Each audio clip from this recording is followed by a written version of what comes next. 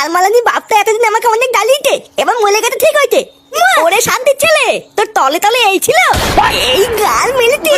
তোদের ভাই বাপ মরে গেছে খুব ভালো হয়েছে তাই না? সেটাই খুব রস হয়েছে শালা। যেই দেখেছি আমি মরে গেছি, আরে মাগি আর এই শান্তির ছেলে রস বেরিয়েছে। হ্যাঁ, আজ লেওরে এই মাগি আর এই শান্তির ছেলে দুটোই শেষ।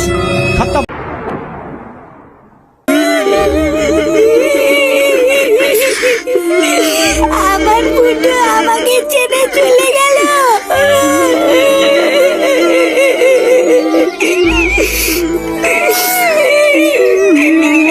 ফুটো, তুই আমাকে ছেড়ে চলে গেলি বাবা।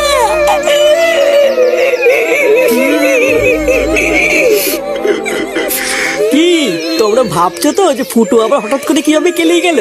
চলো সবার আগে দেখে নি যে কি এমন হয়েছিল যার জন্য ফুটোর আজকে এই অবস্থা।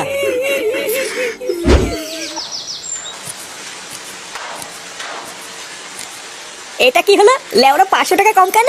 হ্যাঁ, তা কাজ কম করেছিস তাই কম। কাজ কম করেছি মানে? লেওরা কাজ করতে করতে আমার সেটা ফেটে যাচ্ছে আর আমি কাজ কম করছি? এই দেখ, একদম কপচাবি না, ঠিক আছে? এই মাসে যে দুদিন কাজে আসিসনি সেটা কি খেয়াল আছে? হ্যাঁ, তো কেন কাজে আসিনি সেটা তো ম্যানেজারকে বলে গেছিলাম নাকি?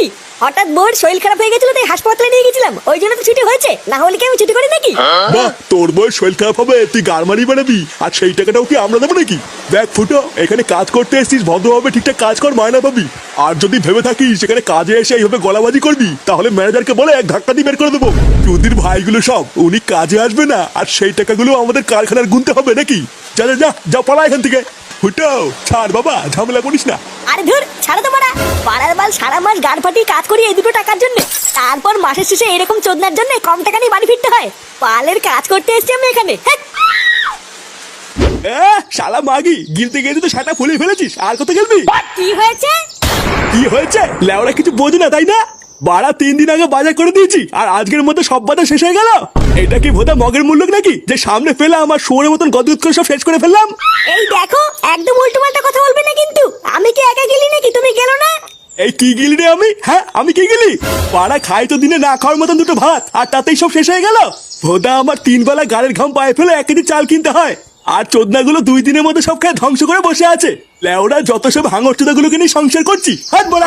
দেখো দাদু, তুমি কিন্তু একদম উল্টো পাল্টা কথা বলবে না, বলে দিলাম। শালা বুলো পাঠা, তুমি হাঙর চোদা কাকে বলতো? বাল ছেড়ার ক্ষমতা নেই, লেওরা ধরে টাটানি। বেরো গার মানি এখান থেকে। তুমি মুখ সামলে কথা বলবে কিন্তু, না হলে কিন্তু তোমার মুখ আমি মেরে ভেঙে দেবো, বলে দিলাম।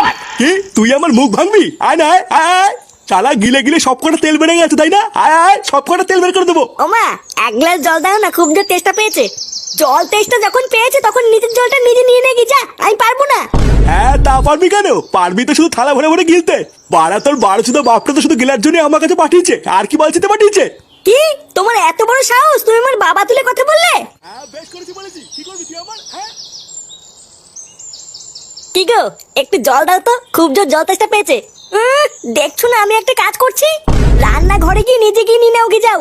নিজে গিয়ে নিয়ে নেবো মানে? বাড়া দেখছি না আমি একটা কাজ করে এসেছি। লেওরা কি এমন বালের কাজ করছো যে তোমার একটু জল দিতেও কষ্ট হচ্ছে? কাজ করে এসছে তা কি এমন বালের কাজ করে ফিরলে শুনি যে নিজের বউয়ের একটা শখ পূরণ করতে পারো না? শালা একটা কাপুরুষ, ঘরের বউ ছাড়া তোর কারোর সামনে মুখ খোলে না।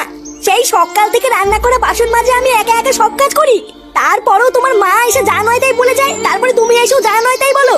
আমি কি এইসব দেখার জন্য তোমার এই বাড়িতে এসেছি নাকি? হ্যাঁ, উনি নাকি আবার কাজ করে এসছে, বড় কাজের ভাতার। এইভাবে কি হয় নাকি? কোনো দিকে কোনো